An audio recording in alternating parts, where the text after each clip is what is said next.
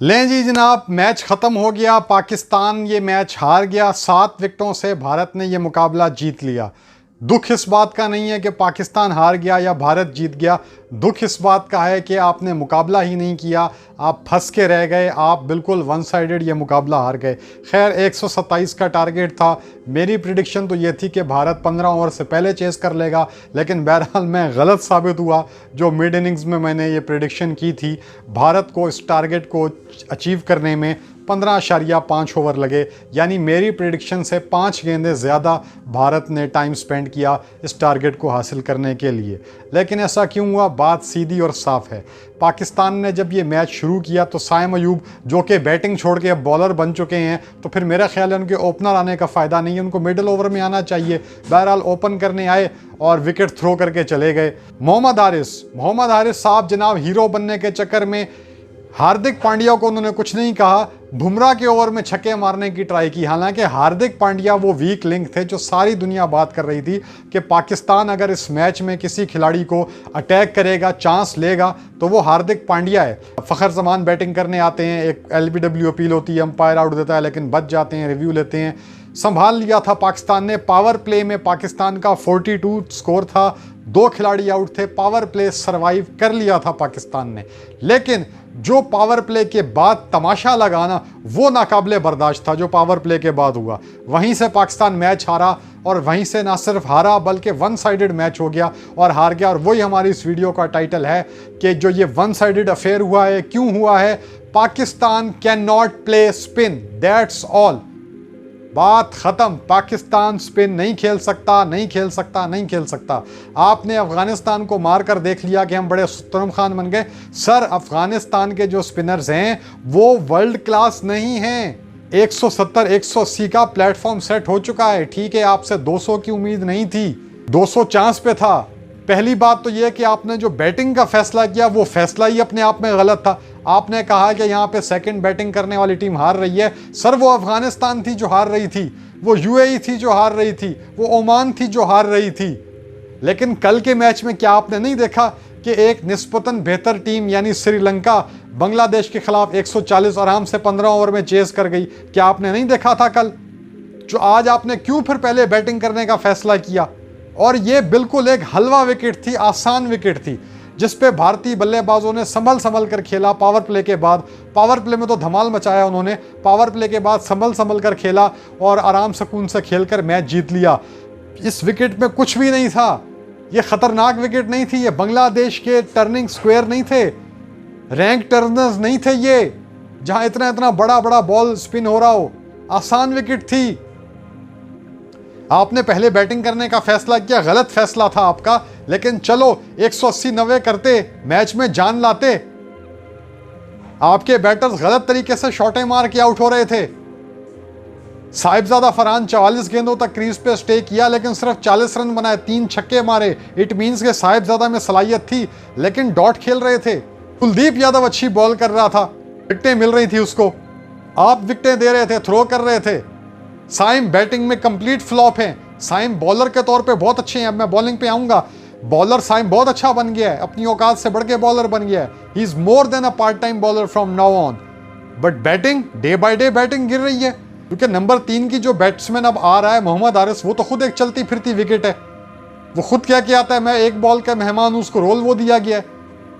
तो फिर हारिस को ओपन कराया जाए, साहिबजादा के साथ हारिस को ओपन कराए। और साहिबजादा को मैं भी ये कहूंगा, भाई आपके अंदर पावर है, मसल आप दिखा रहे होते हो फोटो शूट में, ठीक है, आप में ताकत है, आप लंबे छक्के मारते हो, लेकिन भाई सिंगल लेना भी सीखो। इन बातों पे बाबर रिजवान को गालियां पड़ती थी, जो हरकत आज साहिबजादा फरहान ने की है। अब मुझे नहीं पता कि साहिबजादा फरहान आज की रात किस तरह अपने आप को गालियों से महफूज रख पाएगा, ये खुदा जाने या साहिबजादा फरहान जाने। लेकिन गालियां आज पड़ेंगी साहिबजादा फरहान को।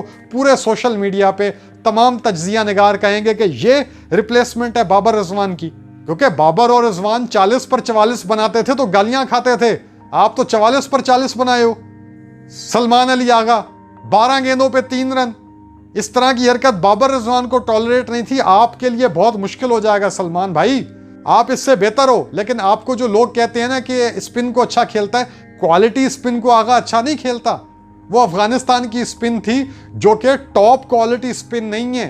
हसन नवाज, मैंने तो भाई कहा था, मिन्नतें की थी हसन नवाज को बेंच करो इस मैच के लिए, यंगस्टर को इतना ज्यादा मौका दे देना कि उसको हर फॉर्मेट का प्लेयर बना देना, ये पाकिस्तान में ही होता है। हसन नवाज ने बहुत डिसअपॉइंट किया, बहुत ज्यादा डिसअपॉइंट किया हसन नवाज ने।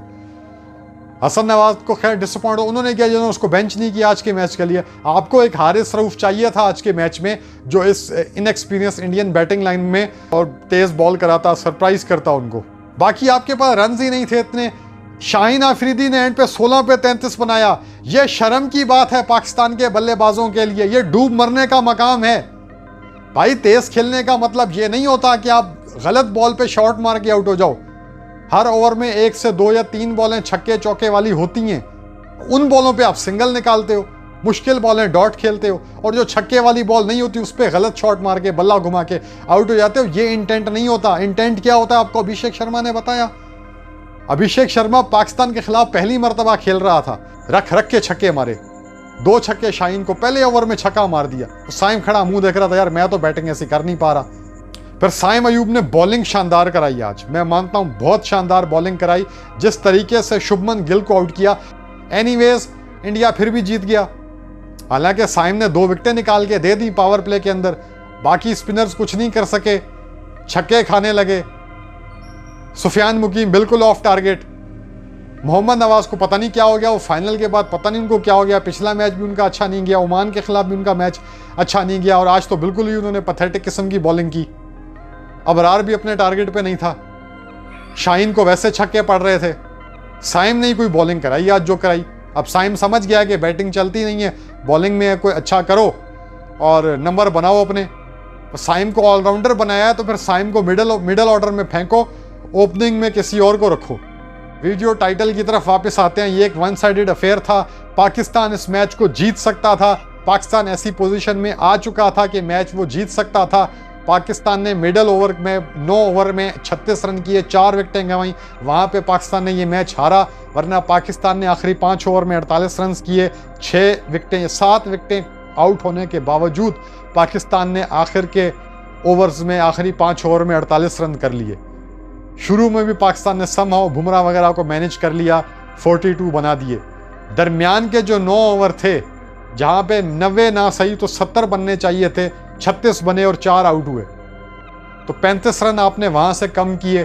पावर प्ले में लगा लो कि 8-10 रन कम हुए, कुल मिला के 45 रन कम बनाए, तो 170 आप बनाने से रह गए। वरना पाकिस्तान की जो बैटिंग है उसकी, इंडिया की इतनी अच्छी बॉलिंग के खिलाफ 170 की औकात थी, 180 की मैक्सिमम, इससे ज़्यादा की इनकी औकात भी नहीं थी। लेकिन आपने अपनी औकात से 50 कम बनाए। वो शोएब अख्तर ने गलत कहा था कि पाकिस्तान अफगानिस्तान के खिलाफ 130 भी नहीं कर पाएगा। यहाँ पर शोएब अख्तर को कहना चाहिए था कि इनके खिलाफ नहीं कर पाएगा।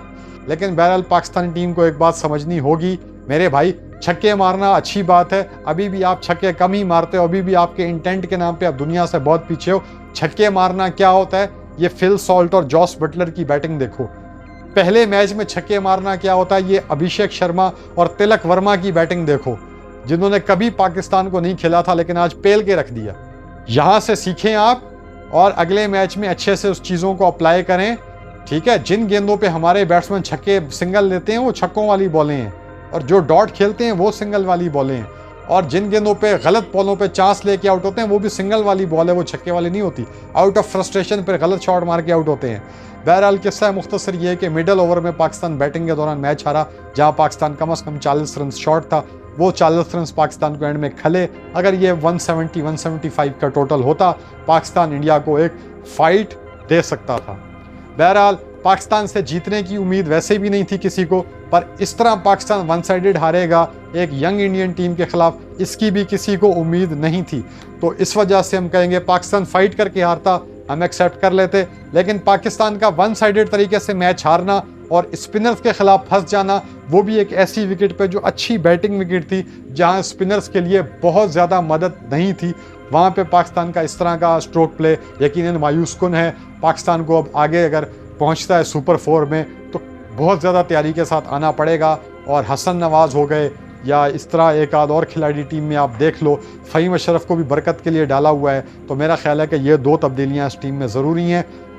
हसन नवाज इंडिया या क्वालिटी स्पिन के खिलाफ नहीं खेल पाएंगे, तो इंडिया और श्रीलंका के खिलाफ हसन नवाज़ को बेंच करना होगा, उसकी जगह आप किसी और खिलाड़ी को देखिए किसे आप शामिल करते हैं, और हारिस रऊफ़ को आपको टीम में लाना पड़ेगा in place of Faheem Ashraf. तो that's all from this video, thank you so much. Channel को लाजमी सब्सक्राइब कीजिएगा, बहुत शुक्रिया, खुदा हाफिज़।